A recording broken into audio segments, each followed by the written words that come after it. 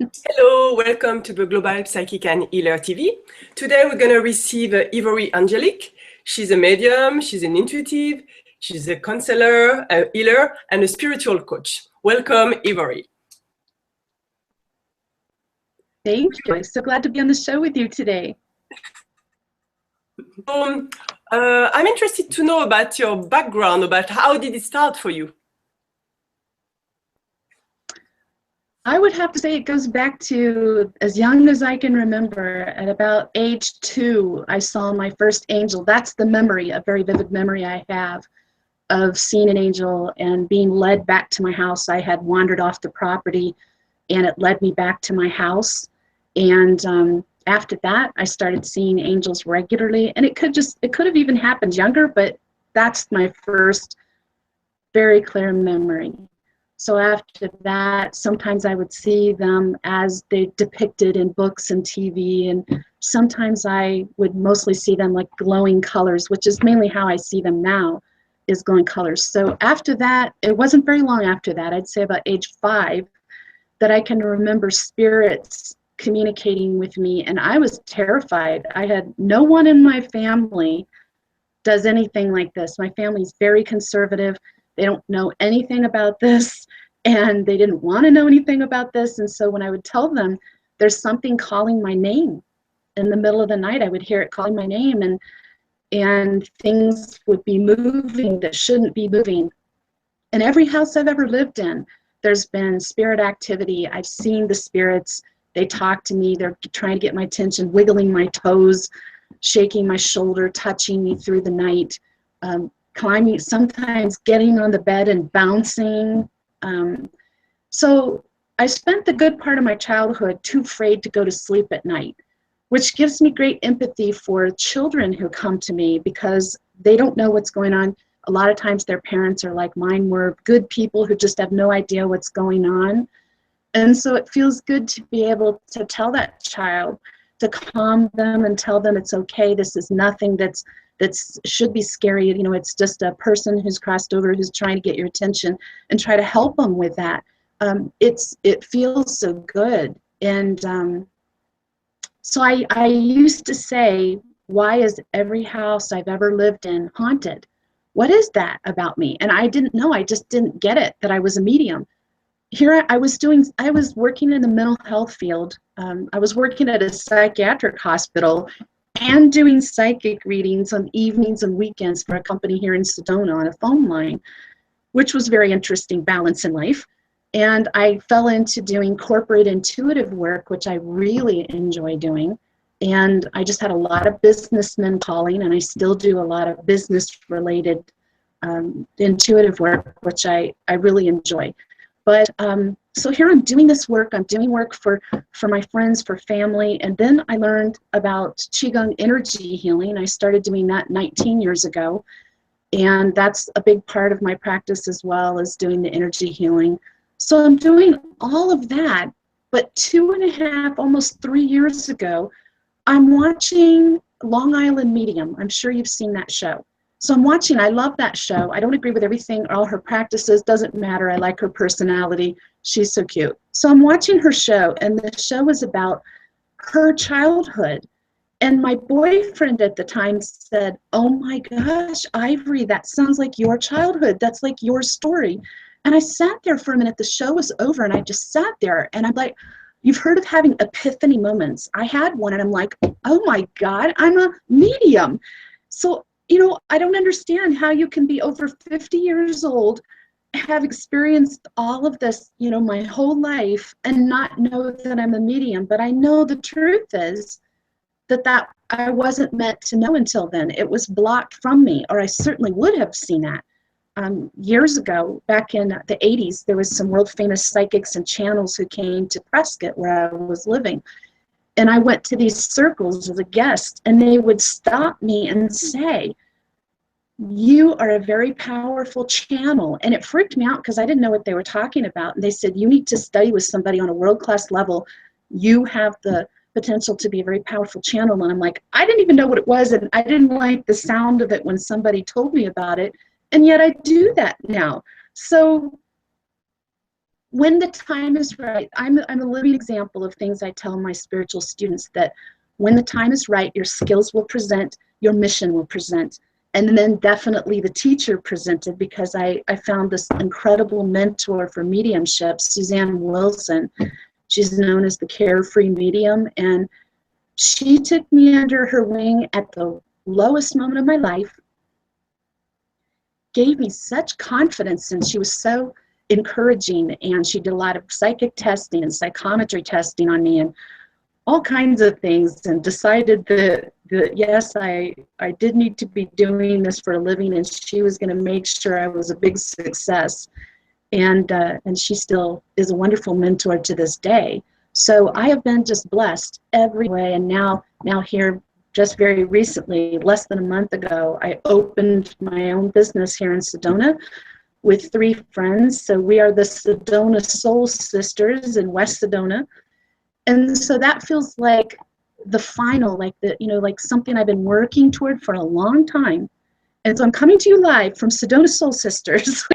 And it just feels so good to be here in this wonderful energy we've created here in just a peaceful, serene space. And I'm so happy. And it was everything I've been through has been worth it, and I can help so many people.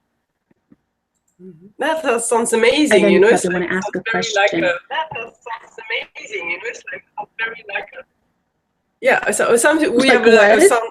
Yeah. I'm sorry to say, like we have sound like a. I'm sorry to say, like there's a time difference. So we see. My question is like lag.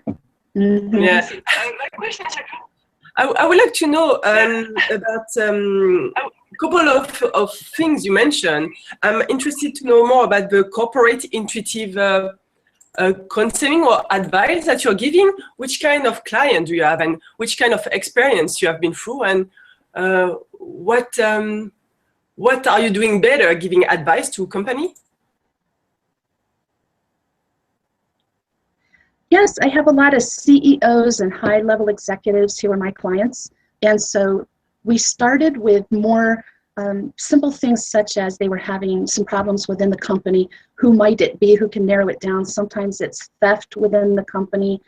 Other times it's who should we hire? They're just kind of torn between a few candidates, and they wanted intuitive insight between them. Things I could pick up that the person's not going to reveal in an interview, and they couldn't discover through their own normal methods. Then it became more about mergers and acquisitions, big company moves. A lot of times too, it is the name of the company. They're starting a new company and they want to give it a name, but they're not sure. And so they ask about intuitive feedback on that. But it's even like, I would say for the executives, like the high-level executives, there's some I've been working with for 6 years or more. And what it is with them is kind of every step of their career, should I take this job or this job or this job? There's a new boss coming in. What do you see is going to be the challenges with that? How can I best make this new situation work? I've been offered a promotion, or I could go to this company. So guiding them through, and then they also come to me and say, so I know somebody is saying negative things to me, to the person above me, and I'm not sure who it is, so I have them give me a few names and tune into that, and I can tell who is the one sabotaging. And it's really helps people just sort of navigating their own career as well. So on the company level and the personal level for corporate work. And I just love it. It's very refreshing. I just find it fascinating. Oh yes, that sounds totally fascinating, even to me. It's like to know that people especially want to know who are talking on themselves. I find that pretty useful, to clarify probably the different interaction inside an organization.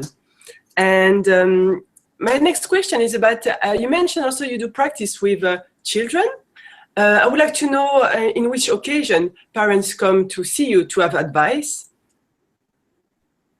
Well, it's interesting because I was working at another center here in Sedona, and in the summer when children are on their holiday, they were coming in as young as 7 years old with their parents to get a reading. And over, I would find out that it was the child's idea. The parents don't know anything about this. The child asked to get a reading, and they pick me. And they would pick me. And I thought everybody was seeing a lot of children. And then I found out, no, they were not. So I do love children, and maybe that just comes through in my picture. I don't know. But I love children, and I know it's that part of me that's the scared little girl that would not go to sleep till I passed out and was so terrified, and I had nobody to talk to. So being able to talk to these children, and again, just I give them a reading. I have children's cards for intuitive reading that are the right topics, and even some really tiny ones for the very young ones, because then they can shuffle the cards and they're not huge cards in their little tiny hands. And I don't have to worry about romance cards coming up for a 7-year-old. So it's the topics that a 7-year-old can understand and is appropriate to their age. And it means a lot to me. I really love doing spiritual development with these children, because the whole thing with these indigo crystal children, all that's different is the generation. The indigo are so awake. I have at least one, and I think 2 indigo grandsons. And so my daughter was a crystal child. They're just born with so much more spiritual awareness, so much more awakened. So when these little children come to me for reading, it's like talking to a person who's in their 50s or 60s and has been on a serious spiritual journey for 40 years. The language they use, the understanding of terminology, the topics that they bring up and are concerned about and need answers to. And it blows my mind and thrills me to no end, all at the same time, to see these children. They're real, and they're here on Earth right now. And I think these children are going to make huge positive changes. Just their presence alone, their vibration so high. So I really want to do more. I want to do more spiritual development with those indigo and crystal children, because like I said, it's my way of paying it forward, and I love children, and I think it's fantastic that such young people have such depth of spirituality. It is really awe-inspiring. And what is the difference for you between crystal and indigo kids? It's the generation they're born into. My daughter is on the high end of the crystal. She's 35, so children that were born in a like a decade period, a little bit more crystal children than ones coming in now are indigo. And there's even, I don't even remember there's something new coming in. I do believe every generation, these children, I will just say, you don't even have to worry about whether they're indigo or crystal. They're highly awakened, highly spiritual, and that's the thing that matters. And every generation that comes into being is a little more advanced than the one before. So it's like a genetic change that's so amazing, so beautiful. A spiritual change that seems to be only in the new generations, in each one, a little bit more advanced, a little bit more aware. And it really, after all these years, I've been on a serious journey since '84, and I feel like a neophyte next to these children sometimes, but I do know what's going on with them. I can't answer questions for them and be a support. And that's important. Somebody to talk to who accepts their gifts and believes them and wants to help them develop it. Because just as if somebody was born with an advanced skill in math, or they were able to write music, they were a virtuoso, they would need somebody to help them to understand and to coach them and to encourage them to develop that skill to make the best use of it. And these children, even more importantly, their gift is spiritual, and they're coming into the world right now for a reason.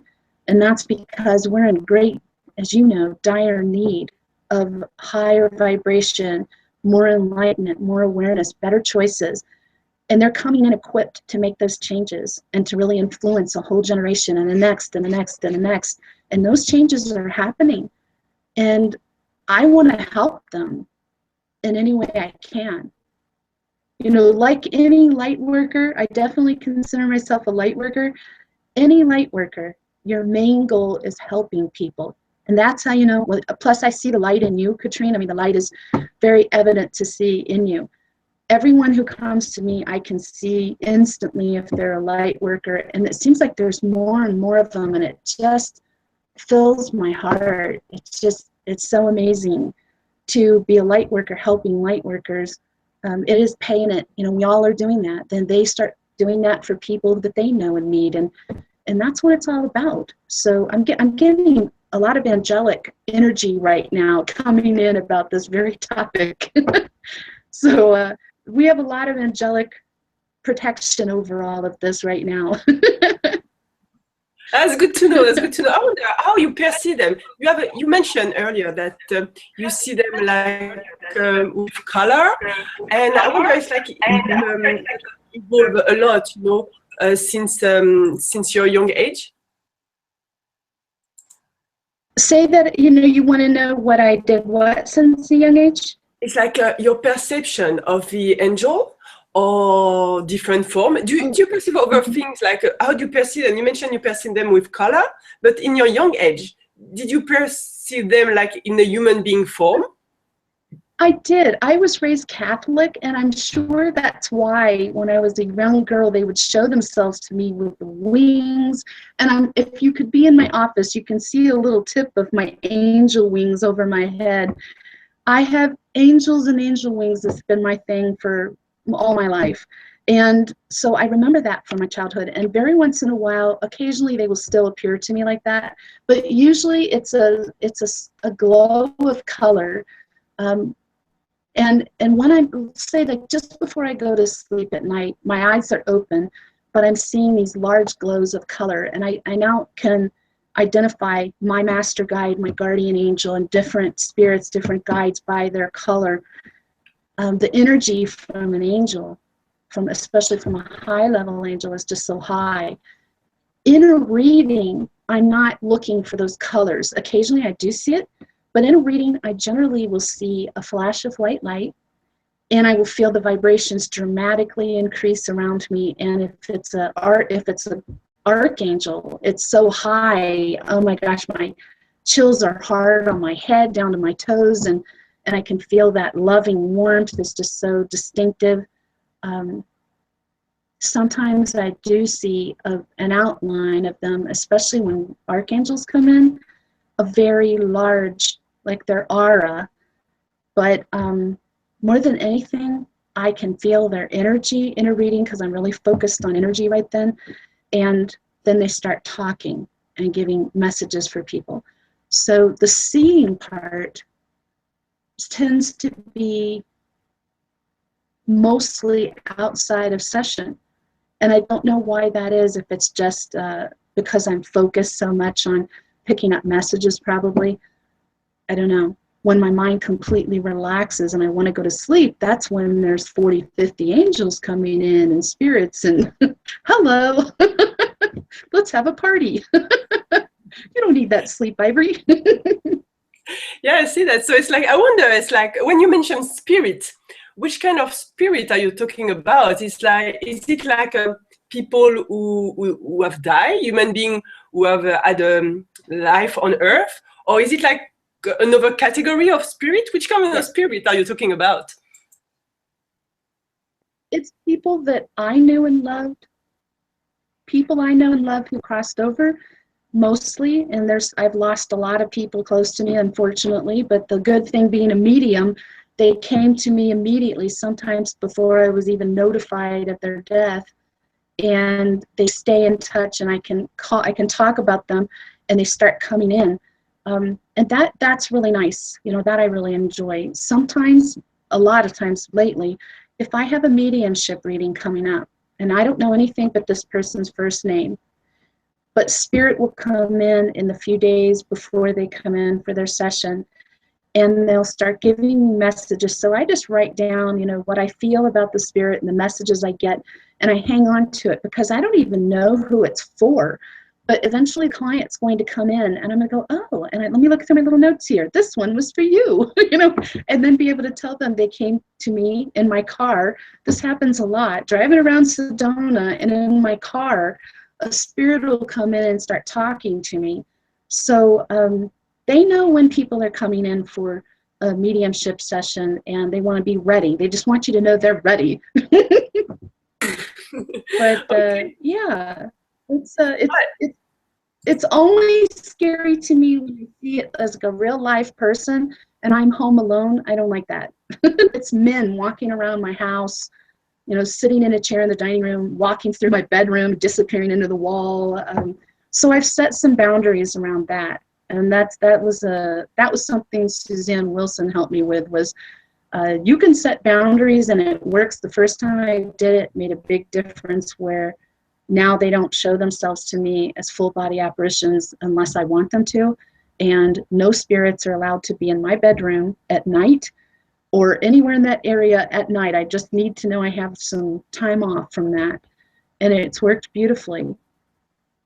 But And angels are different. I allow angels. How do you set up, you know, the intention? How did you put those limits? I just said it out loud. I went into my bedroom and I said, from now on, starting right now, spirit is not allowed to be in here. You cannot show yourself to me in my house as a full body apparition anymore. Save it for a session. And you cannot be in my bedroom at all. And nothing can appear to me at night. You know, I just don't need that. When you're, you know, you don't want to be, I don't want to be a psychic medium 24/7 hours, you know, 24 hours a day. Sometimes I just want to put that down and just be Ivory. And so it allows me that peace of mind. You know, I want to save it all for my sessions as much as possible. And it worked. Oh, good. It's like if it's your job, is better. I wonder on your daily life, how you use it. Is it like you're in a supermarket, or you hesitate between like one shampoo and another? You're going for spirit. How does that work for you on the daily basis? I do use it on a daily basis, but I try to save it for the big things because I hate to bother them about little things like what I should buy. But when it's big decisions like, should I be a part of this partnership here, this new business? And there was so, not only the messages and the positive yes, but in my dreams, you know, my master guide coming to me and saying, you must do this. This is part of your mission. It's part of your journey. And it'll be so much healthier for you. I mean, just all the way around. I absolutely get, and I do with, like, I'm single, and so when I start to date somebody, which isn't very often, I will ask the guides, you know, am I seeing this person clearly? Is there something about them I should know? Because I know I tend to be innocent and I can be naive.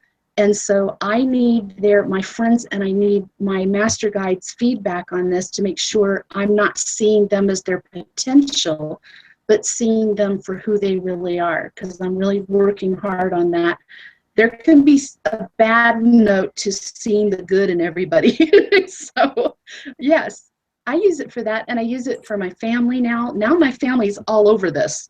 I've had given readings to my family, healings to my family, mediumship for my family. So they're some of my biggest advocates, tell everybody they know. And even when I visit my parents in Alabama, which is the deep South and very Baptist, they have a line of people for me to heal, to talk to for spiritual counseling. And so they've been really accepting.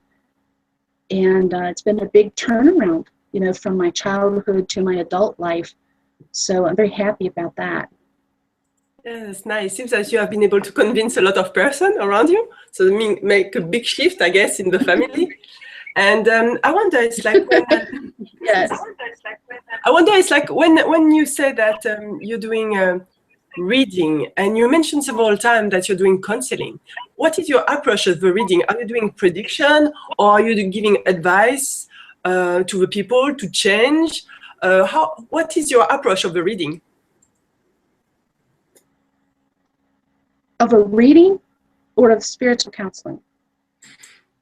Which one are you asking about? Readings or spiritual counseling? Yeah, some people do reading. I've met some people who do reading, and it's really about advice. and some people do really reading about the future, make some prediction. And I was a bit like not sure which one you were doing, because you mentioned you were doing counseling also. Well, let's separate those two. And so let's start with a reading. I do several kinds of intuitive readings. When I do intuitive readings, I use these Angels of Atlantis, which are archangel cards, oracle cards. So they have the name of the archangel at the top, and they have 1 to 3 words at the bottom. I prefer, they're beautiful. They help me tune into people's energy. But the information that I get, I have them shuffle and choose the cards, but the information I get is intuitive. And then at some point in the reading, angels start coming in. Their angelic guides start to come in. They chip in. They emphasize the importance of intuitive information. They give additional messages. They give timelines for things. And so it's never my opinion and never my advice on a reading. A mediumship is also a reading, but again, never my opinion or my advice, because that's not what a reading is for. It's strictly for what you get using your skills. So now when I do spiritual counseling, that's different. And I do a lot of that. And people will call because they're going through a rough time. They're not sure how to handle things. They just need somebody to talk to sort things through. It does involve some intuitive information, but it also is a lot of counseling. So I'm using my years of mental health experience and my natural counseling abilities to listen to things that are generally about their spiritual journey, blockages that they're having, doubts that they're having about themselves and their abilities. So it encompasses many, many different topics, but it really is a form of counseling. So in that, I do give my thoughts, and I give suggestions and information, but they have to make up their mind what they want to do. It's just not good in counseling either. You don't tell people what to do. So I do separate those two out, but I'm trying to think. Everything else, when it's a reading, even so, it's not my opinion and it's not advice, and I try so hard never to interpret what I pick up, whether it's words, oral messages, pictures, video, whatever it is. A lot of times I pick up a sense of knowing, but I tell them exactly what I see, hear, or feel, and that's it. Because you start getting into that interpretation and you change the intent of the message, and that's really unfair, because what happens then is they don't get the message and they might not make the connection, and if they do, it's wrong. Because if I did that, I would be warping the messages that I pick up, confusing it as well. So I've learned, and occasionally I catch myself, because somebody keeps saying, but what does that mean? But what does that mean? And I keep saying, that's not what I can tell you, because the messages are only for you. You know how that goes. Well, yeah, it's very interesting. So it's like, you mentioned that you see picture. So for example, it's like if you see how you just describe a picture that you're seeing in consultation? Mm-hmm. Well, it's good. Like sometimes it's a very simple thing, like I'll see a fish and I'll say, oh, out of the blue, I just saw a fish, and they'll be like, oh my gosh, that's my dad. And my dad for sure, he loves to fish. And I'm like, okay. Other times it's a setting, particularly when it's a mediumship session. One of the things I ask is, show me something related to your funeral or an event around it, because that's something the person can either remember or ask about to verify. And so they'll show me, sometimes it's a picture, and it's sometimes a still picture of inside of a building or outside. So I'm describing that there's a lot of trees and grass. There's a white pavilion up, or it's a moving video, and so I can tell them what I'm seeing. Other times it's a still picture, but I hear music or singing or a musical instrument. So I'll just tell them exactly what I see and hear. Yeah. Very interesting. You mentioned that you have worked in the mental health, and I would like to know your opinion about people who have mental struggle on a spiritual level? It was hard. I mean, you know, when I worked in the psychiatric hospital, I worked with a seriously mentally ill, and I ended up with all these people on my caseload who did have spiritual gifts, but they had been immediately put on medication because the psychiatric profession sees that immediately as a psychosis. So there are people out there who desperately need to be on medication. I mean, schizophrenia and issues like that are real. Those people need help. But I think that the psychiatric profession is quick to judge that everything that they don't understand is a psychiatric issue. And it's really what led to me getting out of that type of mental health and into more mainstream mental health work, and even then eventually leaving the field because I didn't agree with so much medication and then the side effects would be tremendous. A lot of people were over-medicated, and I felt so bad for the people who had gifts and they were being buried in side effects of medication. So it was very hard, very hard. And even though, you know, I ended my career as the head of mental health for the county that I live in now, I had psychiatrists and counselors working for me, but that doesn't mean that I can change their mind. I had one psychiatrist, I think it was the last one that I worked with in that job, who worked for me, and he had experienced some paranormal activity and he was open to it, and we had some great discussions, and I felt like he was the one that I met that was not quick to medicate and that respected that people can have these type of gifts and that it's not something we should jump to medicate and fix. So he was a ray of light in a dark world. But I'm glad that I did that. I absolutely loved my work otherwise, and the clients were wonderful and I loved them.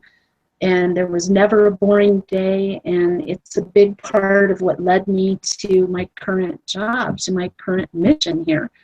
You know, I couldn't be the reader and the person I am without all those years in mental health and in counseling, emergency counseling, and everything else that I did. So it all came together to bring me to where I am today.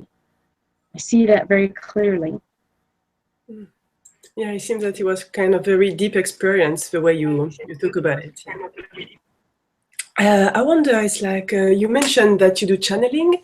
When you do channel, are you taking the spirit fully inside you, or just like on the side? What is your way to do channeling?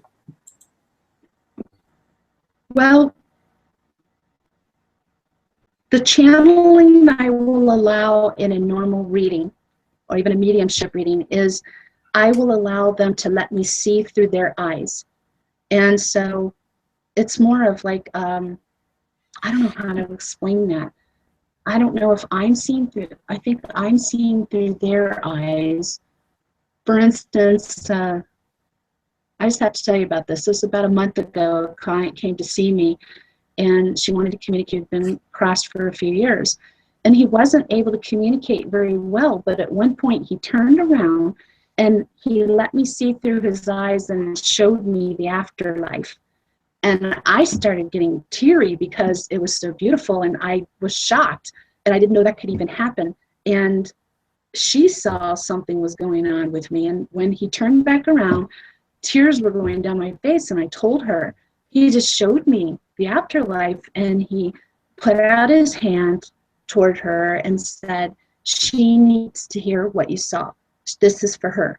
And she started crying, and she's like, he's right. I needed to hear that. I need to know that. And then I went and saw that movie. I don't know if you saw the movie, Miracles from Heaven. And I went and saw that. It was like a week after this happened. And there was a scene in it where they show the afterlife.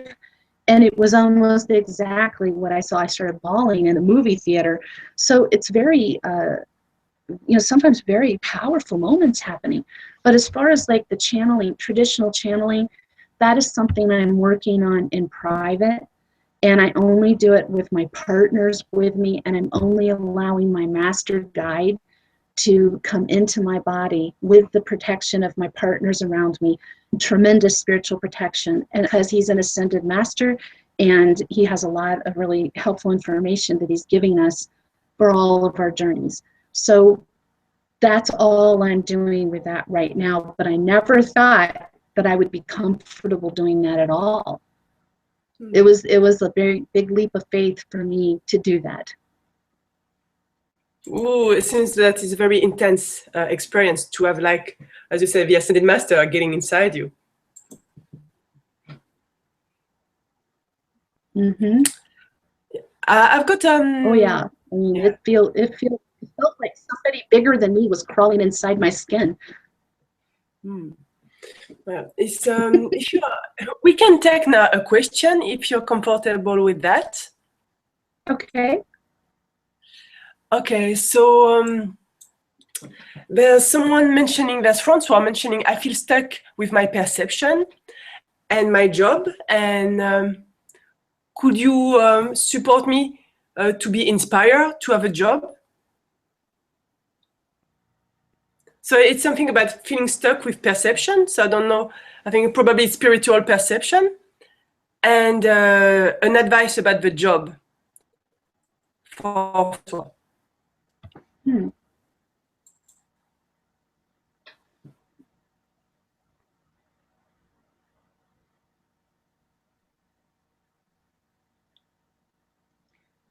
I'm hearing right away that he's making himself stay in a position that he knows he needs to leave.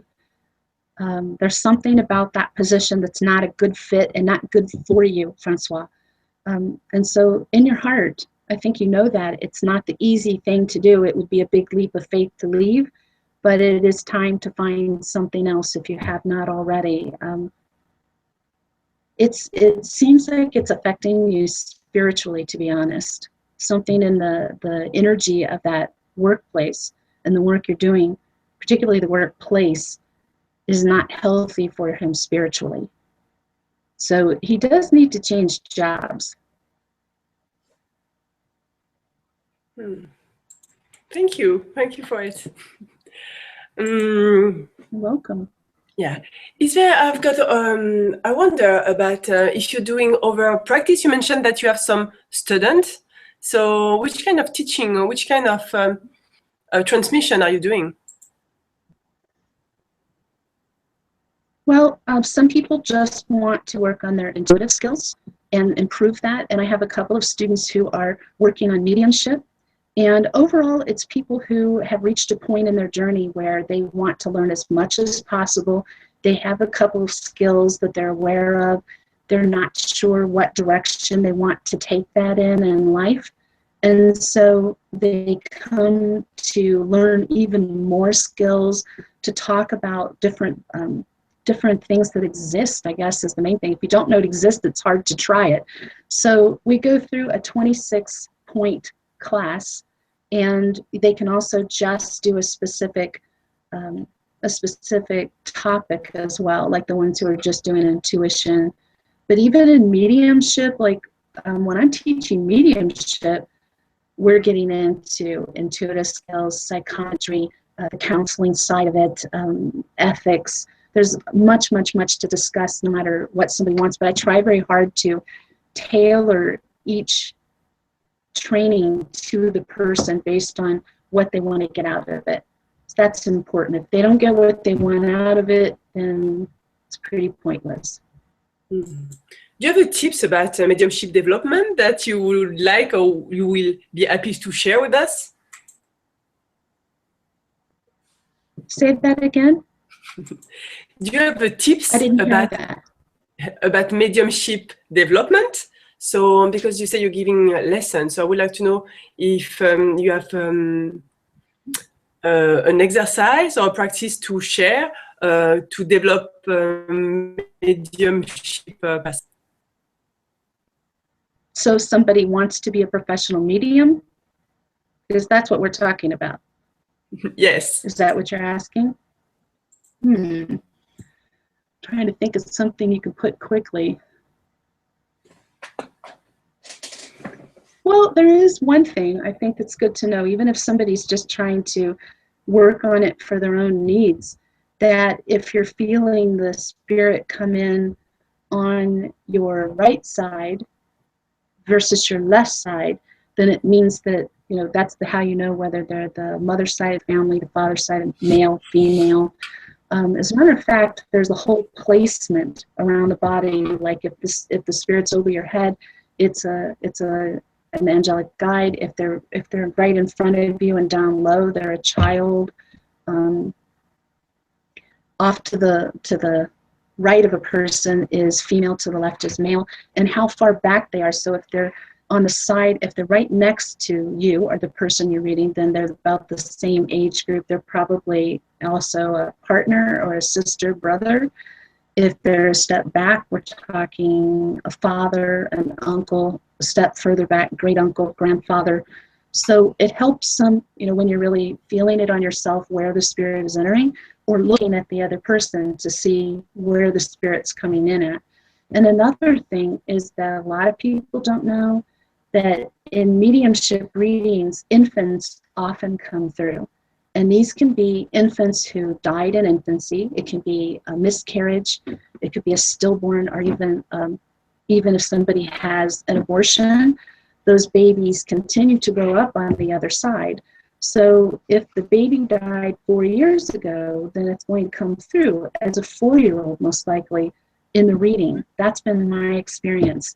And it's been shocking to a lot of people. I would say that's one of the big shocks, is they didn't realize a miscarriage they had 30 years ago is now a grown person and very much connected to them, and wants to give messages and wants to release them from any pain or trauma they're still carrying because of it, to know that baby continues a life on the other side, has people around it loving it and raising it and caring for it, and that there's nothing that they need to feel bad about, because things happen as they're meant to, even when it comes to that. So that's something good for people to know, because sometimes babies come through and they'll say, but they didn't have a child, you know, but they're not understanding how, just exactly what that could be.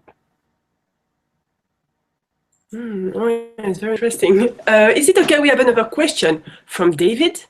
David is asking, I'm planning on selling my house this year and starting a new life in remote Hawaii. Is this going to work out for me?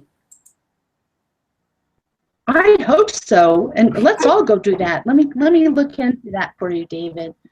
That sounds wonderful. Yes, I think you've done all the planning that you were supposed to do. It's a viable plan, David, and there's so much positive energy around this happening. I see there's probably going to be, I see something holding things up a little bit at the beginning, but then things falling into place, and you being in Hawaii and happy, and it's definitely the right decision for you. Your spirit's calling you to Hawaii, David. You are definitely being called there, so I say you're very much on the right path. Oh, thank you for David. I feel my spirit is also calling me to Hawaii. I think mine is too. Let's all go. Yeah. Sounds good. I would like to know if you are doing other kind of work beside your psychic reading, and well, it seems that you do so much, the spiritual coaching, the teaching. Are you doing other kind of activity? I do some counseling work still. Just so like just some counseling work, and then my readings and my healings. So that keeps me busy. Oh yeah. When you mentioned earlier that you're also doing the energy work, are you doing that separately, or does the angel are coming at the middle of a session, of energy session? Oh, like when I'm doing in corporate intuitive work? No, you mentioned earlier that you're doing Qigong. Oh, Qigong. I do that right here in my office where I'm sitting right now, and people come to me here. I do some distance healing for people, but that's not something I really charge for. That's more like something I do to help people out. in between their sessions. But the Qigong part of it, tapping, the sound healing I do needs to be done in person. And I just recently started offering that on a sliding scale because it's important to me to make that available to as many people as possible. And some of the specialties I have with that is working with people who have PTSD for any reason, not just veterans. Also people with addictions because they need extra support, and after one session for addiction, people feel less desire to pursue their addiction, and it's really helpful. I'm sure my background in mental health has set these specialties in motion, but I've seen how people struggle, and I want to help them as much as I can. So I love doing the healing work. That's been a big part of my calling for a long time now. I really enjoy it. Sounds good. Well, we're getting close to the end. We still have one question. I wonder if you are happy to take it? Yes, sure. Okay, so it's Barbara. I am branching out and getting into more things that will make me more and more well-known. Will this bring me prosperity too? Do you see blocks in my prosperity? Let me see.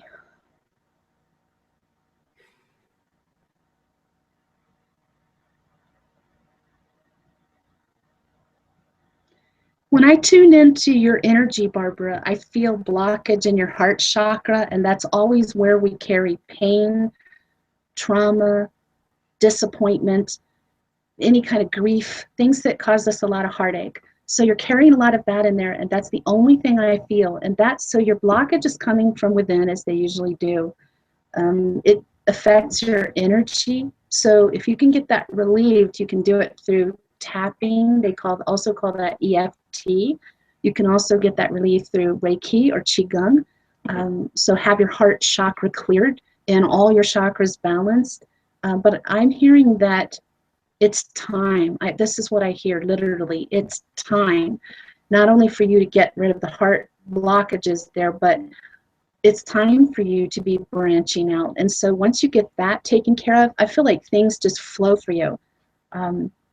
You'll feel a lot better about yourself. You'll feel more confident, and your energy changes. When your energy changes, people respond to you differently. Healthy people are attracted to you, and that includes for business pursuits as well. So that's a really important thing to do as soon as you can, self and for these endeavors. But I feel a lot of really good energy around you branching out, and I see prosperity coming your way. As soon as you get that blockage out, it begins. Thank you very much, Ivory. Well, now, change your life. Good. Well, I think it's time to finish the session. And I wonder if you have you would like to discuss or mention something before we hang out. We finish the session. Let me see. We covered one of the things.